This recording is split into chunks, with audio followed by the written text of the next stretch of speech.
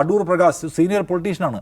അയാളായിരുന്നു ആഭ്യന്തരമന്ത്രിയെങ്കിൽ ആലോചിച്ച് നോക്കൂ സുകേഷ്, ഈ കേസ് 8.5 വർഷമൊന്നും പോവില്ല. ആദ്യം തന്നെ പൊളിച്ച് കൈക്കൊടുത്തേനെ. കാരണം പുള്ളിക്കാരൻ്റെ താല്പര്യം എന്താണ്?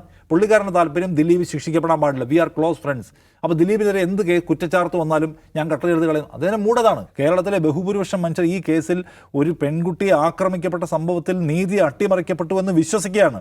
എന്നിട്ടും ഇവിടെ ഇരുന്ന് ഞങ്ങൾ അപ്പീൽ പോകാൻ നോക്കാം, ഞങ്ങൾ ആരുടെയും പേരിലേക്ക് കടക്കുന്നില്ല, ഗൂഢാലോചനക്കാരുണ്ട് എന്ന് പറയാണ് CPIM-ഉം കോൺഗ്രസും ഒക്കെ. BJP-യെ വിടുകയാണ്. അവർക്ക് ഓരോ സമയത്തും ഓരോ താല്പര്യമാണ്. ഓരോ വിഷയത്തിനകത്തും അവരുടെ താല്പര്യം പൊതു താല്പര്യമായിട്ട് ഒരു ഘട്ടത്തിലും ചേർന്ന് പോകുന്നതായിരിക്കണമെന്നില്ല.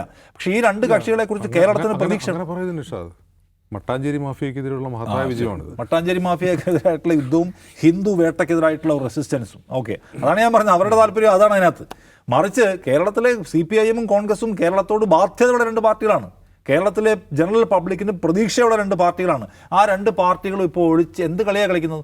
UDF കൺവീനർ എന്ന് പറഞ്ഞാൽ വഷള വർത്താനമുണ്ടല്ലോ. ഈ UDF കൺവീനർ എന്ന് പറയുന്ന മനുഷ്യൻ, അതായത് അടൂർ പ്രകാശ് സീനിയർ പൊളിറ്റീഷ്യനാണ്. അയാളായിരുന്നു ആഭ്യന്തരമന്ത്രിയെങ്കിൽ ആലോചിച്ച് നോക്കൂ സുകേഷ്, ഈ കേസ് 8.5 വർഷമൊന്നും പോവില്ല. ആദ്യം തന്നെ പൊളിച്ച് കൈക്കൊടുത്തേനെ. കാരണം പുള്ളിക്കാരൻ്റെ താല്പര്യം എന്താണ്? പുള്ളിക്കാരൻ്റെ താല്പര്യം ദിലീപ് ശിക്ഷിക്കപ്പെടാൻ പാടില്ല, വി ആർ ക്ലോസ് ഫ്രണ്ട്സ്. അപ്പോൾ ദിലീപിനെതിരെ എന്ത് കുറ്റച്ചാർത്ത് വന്നാലും ഞാൻ കട്ടലെഴുതി കളയും. അതിനെ മൂടതാണ്. പിന്നെ വലിയ പ്രശ്നം ഉണ്ടായപ്പോൾ മാറ്റി പറഞ്ഞു. പക്ഷേ അടിസ്ഥാനപരമായ ഉള്ളിലുള്ള പ്രശ്നം സംഗതി എന്ന് വെച്ചാൽ ദിലീപിനൊപ്പമാണ്. അപ്പോൾ ഇമാതിരി പൊളിറ്റീഷ്യന്മാർ, ഇതൊന്നും കണ്ട് ഞെട്ടാത്ത പൊളിറ്റീഷ്യന്മാർ, കർക്കശ നടപടി എടുക്കാൻ ഇപ്പോഴും വർത്തമാനം പറയാൻ കഴിയാത്ത ഭരണകൂടം, ഇവയൊക്കെ ഇവിടെയുണ്ട്. ഞാൻ പറഞ്ഞ ആളുകൾക്കുള്ള അവിശ്വാസത്തെ കോടതി മനസ്സിലാക്കിയാൽ കോടതിക്ക് കൊള്ളാം. കോടതിയെ ജനങ്ങളിപ്പോൾ നന്നായിട്ട് വാല്യൂ ചെയ്യുന്നുണ്ട്, നിയമ സംവിധാനത്തെ വാല്യൂ ചെയ്യുന്നുണ്ട്.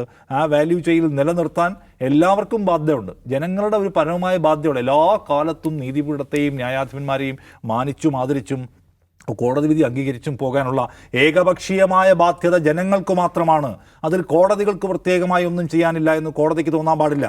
ഇത് അങ്ങോട്ടും ഇങ്ങോട്ടൊരു പാരസ്പര്യമാണ്. നിങ്ങൾ നീതിയുക്തമായ വിധി പറയുക, നിങ്ങൾ നീതിയുക്തമായ ട്രയൽ പൂർത്തിയാക്കുക, ജനം അതിനെ വിശ്വസിക്കും. അല്ലാതെ നിങ്ങൾ എന്തും ചെയ്യാം, നിങ്ങൾക്ക് എന്ത് കടന്നു പോക്കും പോകാം, ജനം ഏകപക്ഷീയമായി കൂറും വിധേയത്വവും ആരാധനയും ഒബീഡിയൻ്റ് ആയിരിക്കണമെന്ന വിചാരം നിങ്ങൾക്കുണ്ടെങ്കിൽ ലോകത്തിൻ്റെ ചരിത്രം അതല്ല എന്ന് ഈ പറയുന്ന സകല മനുഷ്യരും കൊമ്പന്മാരും ആലോചിക്കുന്നത് നന്നായിരിക്കും.